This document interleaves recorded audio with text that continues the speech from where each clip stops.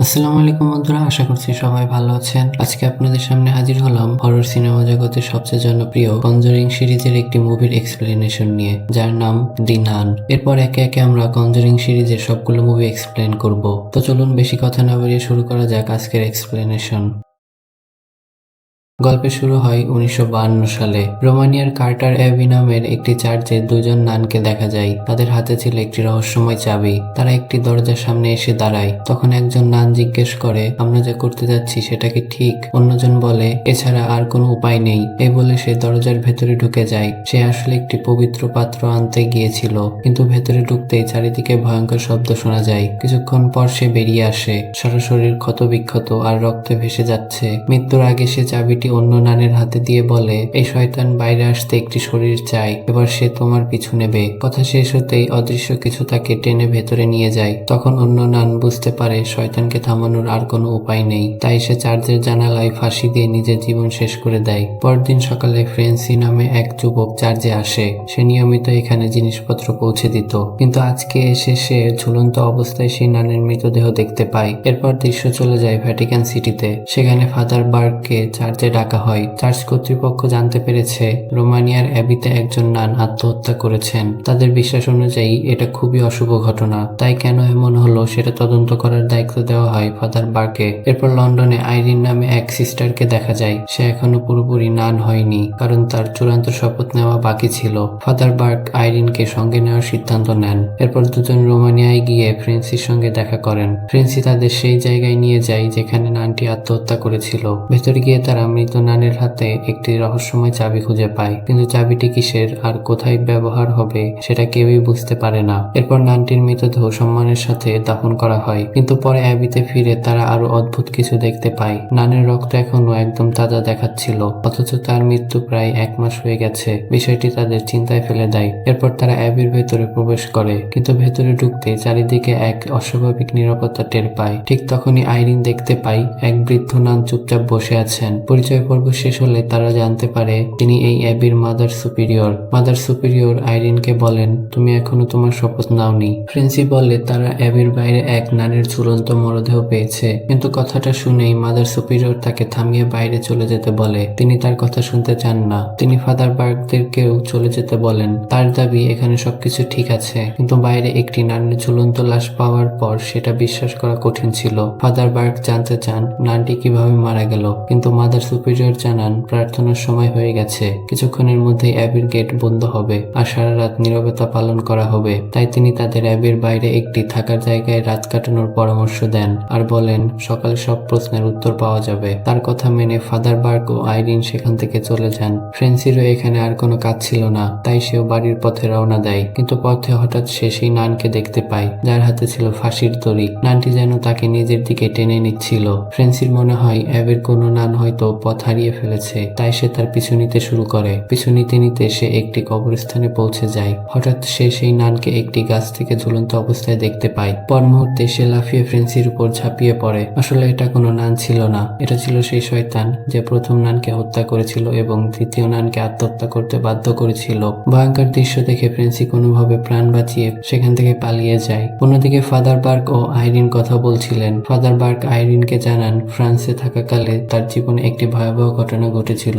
তাকে এমন এক বাচ্চা ছেলের কাছে পাঠানো হয়েছিল যে অদ্ভুত সব দৃশ্য দেখতে পেত, ঠিক যেমন এখন আইরিনও দেখতে পায়। ফাদার সেখানে গিয়ে দেখেন ছেলেটিকে বেঁধে রাখা হয়েছে। তাকে শয়তান পজেস করে রেখেছিল। ফাদার বার্গ সেই শয়তানকে ছেলেটির শরীর থেকে বের করার চেষ্টা করেন, কিন্তু শয়তান এতটাই ক্ষিপ্ত হয় যে সে ছেলেটিকে মেরেই ফেলে। সেদিন রাতের মাঝামাঝি সময়ে হঠাৎ ফাদার বার্গের ঘুম ভেঙে যায়। তার মনে হয় কেউ যেন তাকে ডাকছে। তিনি আইরিনকে দেখতে বের হন, কিন্তু তখনই সেই মৃত ছেলেটিকে দেখেন। ফাদার তার পিছু নেন। ছেলেটি বারবার তাকে নিজের দিকে টেনে নিয়ে যেতে থাকে আর ফাদারও তার পেছনে ছুটতে থাকেন। এভাবে যেতে যেতে তিনি সেই একই কবরস্থানে পৌঁছে যান যেখানে কিছুক্ষণ আগে ফ্রেন্সি গিয়েছিল।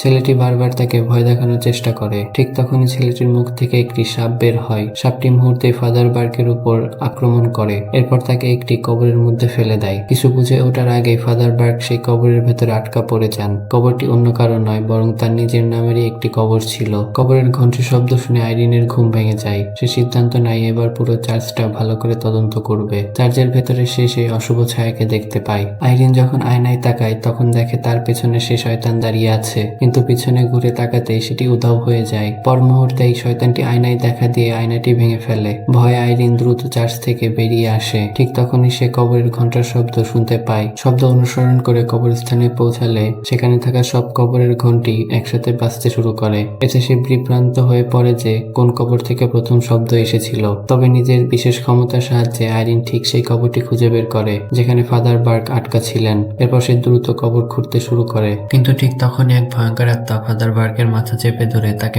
কবরের ভেতরে মেরে ফেলার চেষ্টা করে। খুব কষ্টে আইরিন ফাদারকে উদ্ধার করে। এরপর তারা কবরের ভেতরে কিছু বই খুঁজে পায়। তাদের ধারণা হয় হয়তো এসব বইতে সব রহস্যের উত্তর লুকিয়ে আছে। পরদিন তারা আবার অ্যাবিতে যায়। সেখানে গিয়ে জানতে পারে ভেতরে শুধু নারীরাই প্রবেশ করতে পারে। তাই ফাদার বার্গ চাবিটি আইরিনের হাতে দিয়ে তাকে একাই ভেতরে পাঠান। ভেতরে গিয়ে আইরিন দেখে একজন নান যিশুর মূর্তির সামনে বসে প্রার্থনা করছে। আসলে এই অ্যাবির একটি বিশেষ নিয়ম ছিল, এখানে থাকা সব নান পালা করে প্রার্থনা করত যাতে প্রার্থনা কখনো বন্ধ না হয়। এখানে একজন নান আইরিনকে অ্যাবির ইতিহাস বলতে শুরু করে। অনেক বছর আগে সেন্ট কার্টার এক রাজা এই জায়গাটি নির্মাণ করেছিলেন। তিনি কালো জাদু নিয়ে নানা পরীক্ষা নিরীক্ষা করতেন এবং নরকের শক্তিকে পৃথিবীতে আনতে চেয়েছিলেন। কিন্তু সেই চেষ্টায় তিনি অজান্তেই নরকের একটি দরজা খুলে ফেলেন, আর সেই দরজা দিয়ে এক ভয়ঙ্কর শয়তান বেরিয়ে আসতে শুরু করে। তবে পুরোপুরি বের হওয়ার আগেই চার্চের লোকেরা সেখানে হামলা চালায় এবং রাজাকে হত্যা করে। এরপর তারা একটি পবিত্র পাত্রে থাকা যীশু খ্রিস্টের রক্ত ব্যবহার করে সেই দরজাটি আবার বন্ধ করে দেয়। পরে চার্চ সেই প্রাসাদকে নিজেদের দখলে নিয়ে এটিকে একটি অ্যাবিতে রূপান্তরিত করে। সেই সময় থেকে নানরা নিরন্তর প্রার্থনা করে আসছিল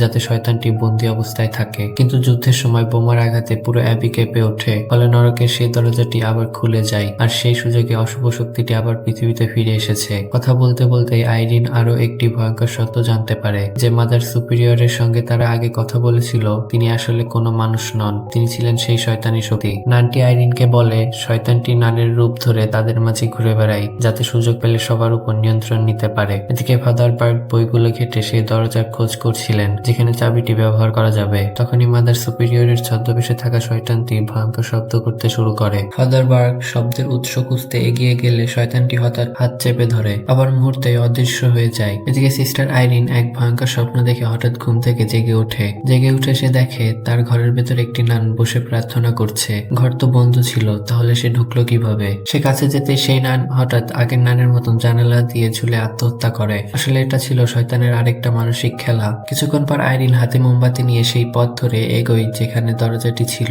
তখনই হঠাৎ তার সামনে সেই শয়তান হাজির হয়। শয়তান তাকে জোর করে নিজের দিকে টানতে থাকে। ঠিক তখনই এক নান এসে তাকে টেনে বাঁচিয়ে নেয়। চার্চের ভেতরে গিয়ে আইরিন দেখে সেই শয়তান আগেই একজন নানকে মেরে ফেলেছে। তখন সব নান দরজা বন্ধ করে প্রার্থনা শুরু করে যাতে শয়তান ভেতরে ঢুকতে না পারে। কিন্তু হঠাৎ শয়তান দরজা ভেঙে ঢুকে পড়ে এবং একসাথে সব নানকে হত্যা করে। এবার প্রার্থনার পালা আসে আইরিনের। সে প্রার্থনায় পুরোপুরি মনোযোগ দেয়। ঠিক তখনই শয়তান তার পিঠে গভীর ক্ষত করে নিশানা তৈরি করে। এটা ছিল তার অস্তিত্বের প্রমাণ। এদিকে ফাদার বার্গ অ্যাবির দরজার কাছে আসে। ফাদার বার্গ দরজার কাছে পৌঁছালে শয়তান তাকে বাধা দেয়। ঠিক যখন শয়তান তাকে আক্রমণ করতে যাচ্ছিল ফ্রেন্সি এসে তাকে বাঁচিয়ে নেয়। এদিকে আইরিন দরজা খুলতে গেলে দেখে সব মৃত নান হঠাৎ অদৃশ্য হয়ে গেছে। আসলে সেখানে কোনো নানই ছিল না, সবটাই ছিল শয়তানের মানসিক বিভ্রম। ঠিক তখনই সেই মৃত নান আবার জেগে উঠে ফাদারের উপর আক্রমণ করে। ফাদার তার ক্রস ব্যবহার করে শয়তানকে বের করার চেষ্টা করেন, কিন্তু সেটি উল্টো তার শরীরে আগুন ধরিয়ে দেয়। ফ্রেন্সি গুলি করে তাকে হত্যা করে। এরপর আইরিন জানায় যে নান আত্মহত্যা করেছিল সেটা আসলে আত্মহত্যা নয়, এটি ছিল বলিদান। তারা বুঝে যায় আসল দরজাটি নিচের বেসমেন্টে আছে, আর সেই দরজা বন্ধ করতে হলে দরকার সেই পবিত্র পাত্রে থাকা যীশু খ্রিস্টের রক্ত। এরপর আইরিন নিজের চূড়ান্ত শপথ গ্রহণ করে সে আর কোনো নিরীহ মানুষের মৃত্যু দেখতে চায় না। এরপর তারা সবাই মিলে সেই বেসমেন্টে যায়। সেই চাবি দিয়ে দরজাটি খোলার পর তারা ভেতরে গিয়ে যীশু খ্রিস্টের পবিত্র রক্ত খুঁজে পায়। ফাদার বার্গ সেটি আইরিনের গলায় লকেটের মতো পরিয়ে দেন। এরপর তারা সবাই বেসমেন্টের ভেতরে প্রবেশ করে যেখানে সেই দরজাটি ছিল। এটাই সেই দরজা যা গল্পের একেবারে শুরুতে দেখানো হয়েছিল, কিন্তু ঢুকতেই তিনজন আলাদা পথে হারিয়ে যায়। আইরিনকে দেখানো হয় যার পেছনে আবার সেই শয়তান লেগে যায়। সে পিছনে ফিরতেই একটি নান হঠাৎ এসে তাকে জোরে ধরে ফেলে। এদিকে ফ্রেন্সি অন্য একটি ঘরে ঢুকে পড়ে যেখানে আইরিনের মতো পোশাক পরা অনেক নানকে দেখা যায়, কিন্তু সে ভেতরে ঢুকতে সব নান সেখান থেকে চলে যেতে শুরু করে। অন্যদিকে ফাদার বার্গ একসাথে অনেক নানকে দাঁড়িয়ে থাকতে দেখেন যারা ধীরে ধীরে তার দিকে এগিয়ে আসে, কিন্তু তিনি প্রার্থনা করতে করতে পবিত্র আগুন ছড়িয়ে দেন আর সেই সব অশুভ শক্তি থেমে যায়। এদিকে আইরিন পৌঁছে যায় সেই জায়গায় যেখানে শয়তান নিশানা তৈরি করেছিল। ফ্রেন্সি আইরিনকে বিপদে দেখে তাকে বাঁচাতে এগিয়ে যায়, কিন্তু তখনই বোঝা যায় শয়তান ইতোমধ্যে আইরিনকে পজেস করে ফেলেছে। সে ফ্রেন্সিকে গুলি করতে চায়, কিন্তু ফ্রেন্সি দ্রুত যিশুর রক্ত বের করে আইরিনের মুখে লাগিয়ে দেয়। সাথে সাথে শয়তান তার ভেতর থেকে বেরিয়ে এসে ফ্রেন্সিকে আক্রমণ করে। এদিকে সেই বাচ্চা ছেলেটি হঠাৎ ফাদার বার্কের উপর ঝাঁপিয়ে পড়ে। তার মুখ থেকে বের হওয়া সাপ ফাদারের গলা চেপে ধরে এবং চোখে কামড় মারে। অন্যদিকে শয়তান আইরিনকে পানিতে ফেলে দেয় এবং পানির ভেতর থেকেই তাকে টেনে ধরে ডুবিয়ে মারার চেষ্টা করে। এরপর শয়তান দেখে সেই পাত্রে যিশুর রক্ত নেই। আসলে আইরিন সেই পবিত্র রক্ত নিজের মুখে নিয়েছিল। এখন সেটা শয়তানের মুখে মেরে দেয়। রক্ত পানিতে মিশে সেই নরকের দরজায় পৌঁছে যায়। আর ঠিক সেই জায়গা দিয়েই শয়তান আবার নরকে ফিরে যেতে বাধ্য হয়। এভাবে নরকের দরজা আবার বন্ধ হয়ে যায় এবং আইরিনকে ফ্রেন্সি উদ্ধার করে। সবাই বেঁচে যায়, কিন্তু যাওয়ার সময় ফ্রেন্সির গলায় উল্টো ক্রসের চিহ্ন দেখা যায়, যা ইঙ্গিত করে শয়তান পুরোপুরি শেষ হয়নি। এখানেই সিনেমাটি শেষ হয়ে যায়।